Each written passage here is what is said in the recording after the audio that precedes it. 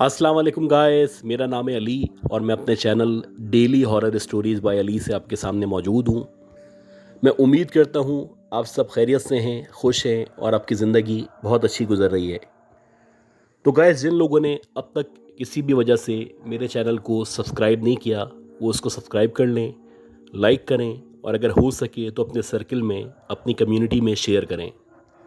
Guys, आज की जो पहली स्टोरी है ये मिस आयशा ने भेजी है। ये बताती है कि इनका जो ताल्लुक़ है वो कराची से है और कराची के एक पोश इलाके में ये रहा करती हैं। इनकी जो पैदाइश भी है वो भी कराची की है, लेकिन इनकी जो फैमिली है यानी इनका जो ननियाल है या ददियाल है, ये जो भी बड़े लोग हैं वो सारे के सारे इंटीरियर सिंध में रहा करते हैं। जब भी कोई इवेंट होता है, कोई तकरीब होती है, कोई प्रोग्राम होता है, अल्लाह न करे किसी की डेथ हो जाती है या कोई भी शादी वगैरह होती है, तो ये सारे के सारे लोग आम तौर पे इंटीरियर सिंध में एक जगह है सांगड़, वहाँ पे जाते हैं, वहीं पे सारे प्रोग्राम मुनक्किद करते हैं, वहीं पे सारी सेलिब्रेशन होती हैं, या फिर अल्लाह ना करे अगर किसी की डेथ हो जाए तो उसकी तदफीन भी वहीं पे की जाती है। ये बताती हैं कि 2004 में इनकी खाला की शादी की तैयारी हो रही थी और वैसे ही था कि ये लोग कराची में रहा करते थे, लेकिन खाला की शादी के लिए ये सारे के सारे घर वाले, पूरी की पूरी फैमिली सांगड़ गई हुई थी। ये बताती हैं सांगड़ के अंदर इनकी जो रिहाइश है या इनका जो घर है वो बेसिकली एक बहुत बड़ा घर है, जिसको आप एक हवेली भी कह सकते हैं। और जैसे टिपिकली हवेलियाँ हुआ करती हैं, जैसे प्री पार्टीशन हवेलियाँ होती थी, यानी कि जब आप हवेली के अंदर एंटर होते हैं तो एक बहुत बड़ा सा कॉरिडोर होता है, उसके सराउंडेड कमरे बने हुए होते हैं, बीच में एक सहन मौजूद होता है और उस सहन के अंदर 2-3 दरख्त हुआ करते हैं। तो वैसे ही इनकी हवेली थी और जब ये अपनी खाला की शादी के लिए वहाँ पे गई हुई थी तो ये बताती हैं कि कुछ अजीब बातें थीं या कुछ अजीब वाक़ियात थे जो मैं मुसलसल नोट कर रही थी।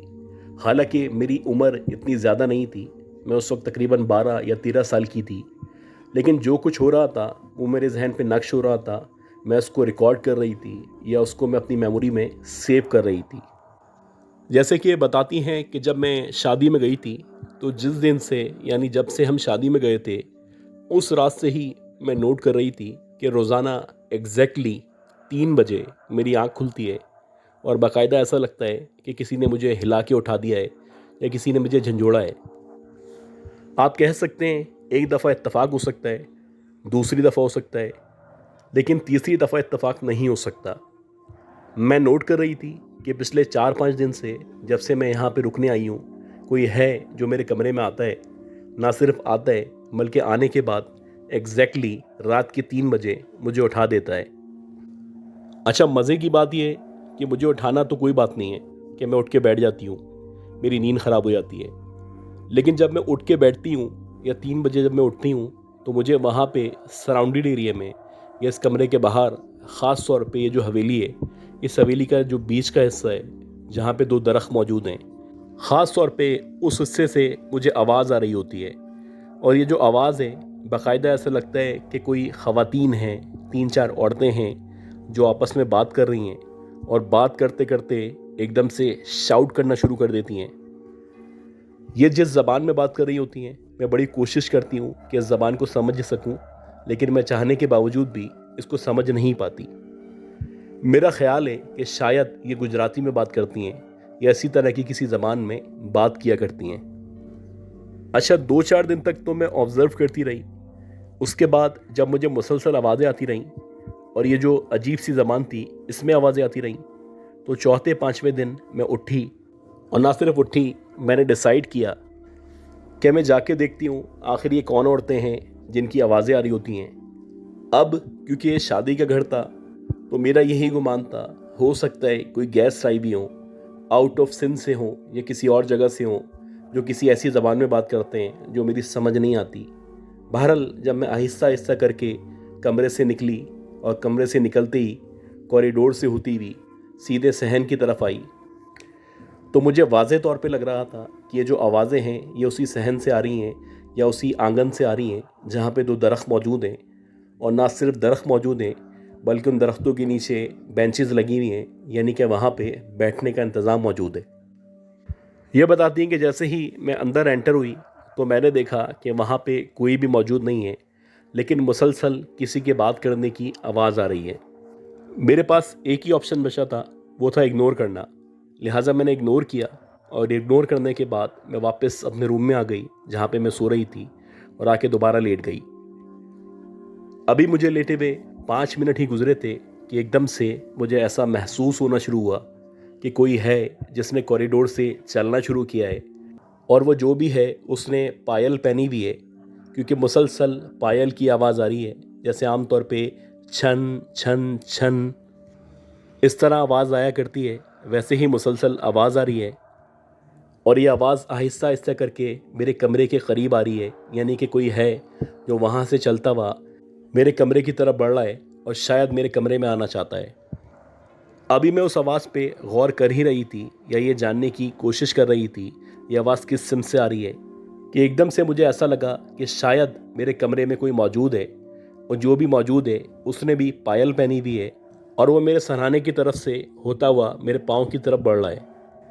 अब जैसे ही मैंने आवाज़ सुनी तो मैं खौफ के मारे उठ के बैठ गई।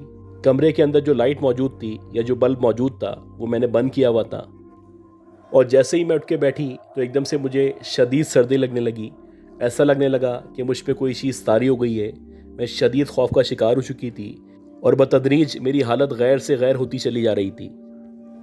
जैसे तैसे मैंने हिम्मत की और हिम्मत करने के बाद मैं उठी। मैंने बल्ब ऑन किया और जैसे ही मैंने बल्ब ऑन किया तो मैंने देखा कि मेरे सरहाने पे, यानी जहाँ पे मैं लेटी हुई थी, एक औरत है जो खड़ी हुई है, और बज़ाहिर ऐसा लगता है कि उसने घाघरा चोली पहना हुआ है, जैसे कि आम तौर पे थर के अंदर या राजस्थान के अंदर ख़वातीन पहना करती हैं। उसकी बहुत ही भयानक, बहुत ही खौफनाक शक्ल है और वो मुसलसल मुझे देख के मुस्कुरा रही है, और ना सिर्फ मुस्कुरा रही है बल्कि आहिस्ता आहिस्ता करके उसने मेरी तरफ बढ़ना शुरू किया।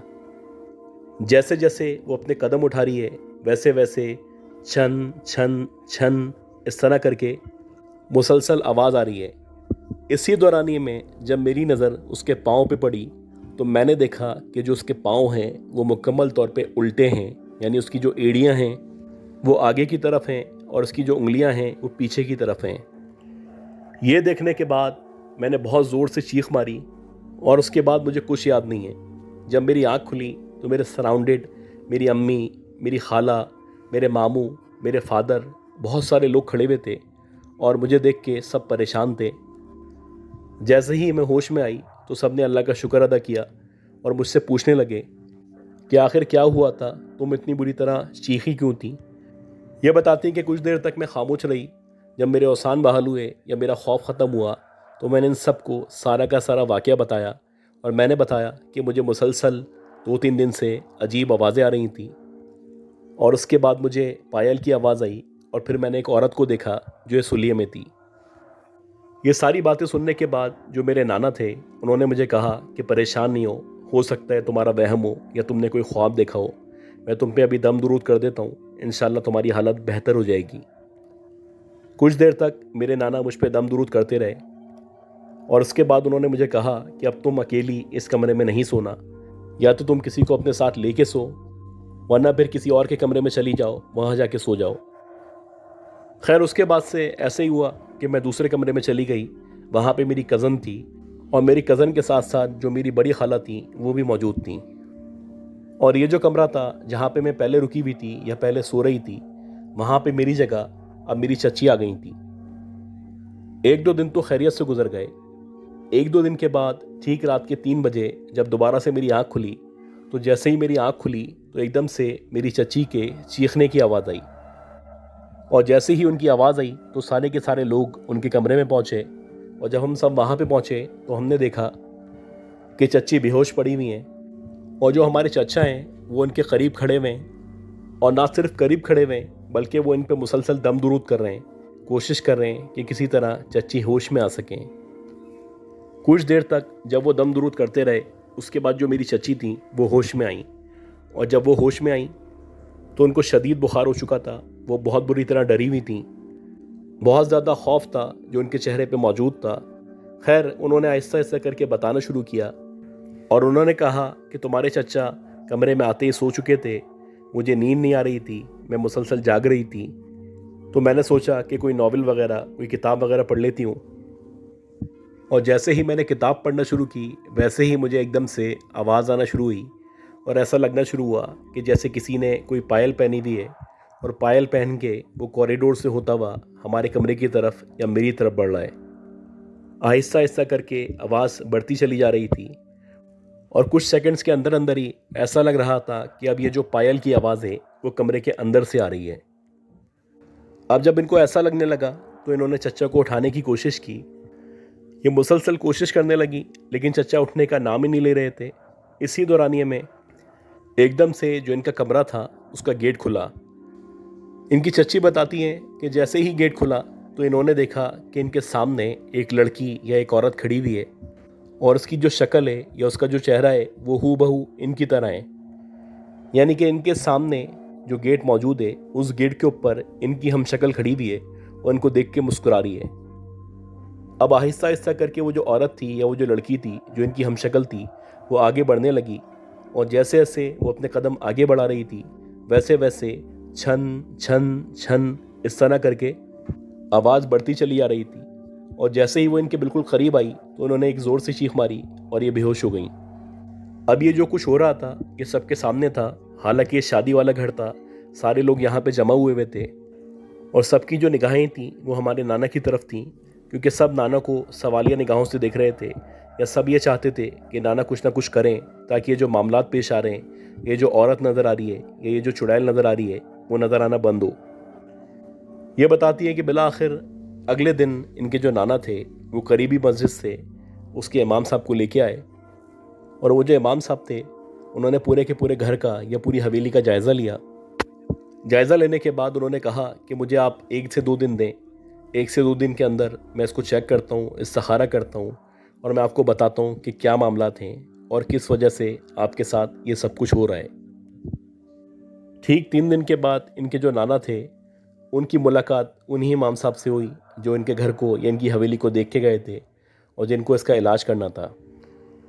उन इमाम साहब ने बताया कि मैंने इसका इस्तिखारा किया है, इसकी मालूमात हासिल की हैं और जो मैंने हिसाब लगाया है उसके मुताबिक ये जो आपकी हवेली है या जो आपका घर है उसका जो बीच का हिस्सा है जहाँ पे पेड़ वगैरह मौजूद हैं आपको वहाँ पे खुदाई करनी पड़ेगी, क्योंकि मेरे हिसाब के मुताबिक यहाँ पे कोई ना कोई औरत है जिसको दफन किया गया है।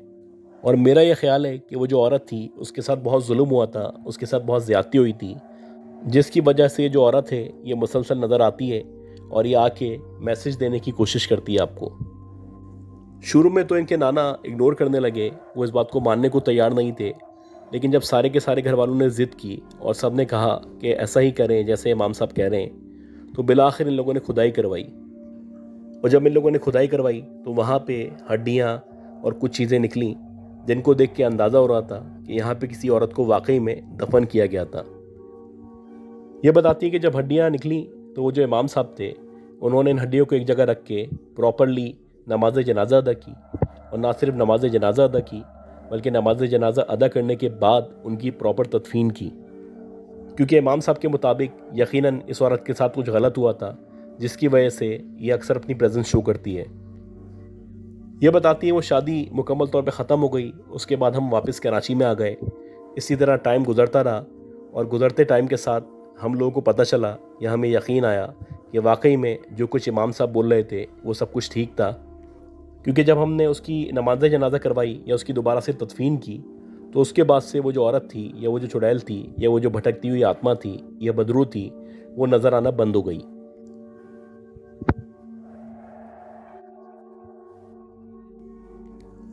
गाइस, आज की जो दूसरी स्टोरी है ये खुर्रम साहब ने भेजी है।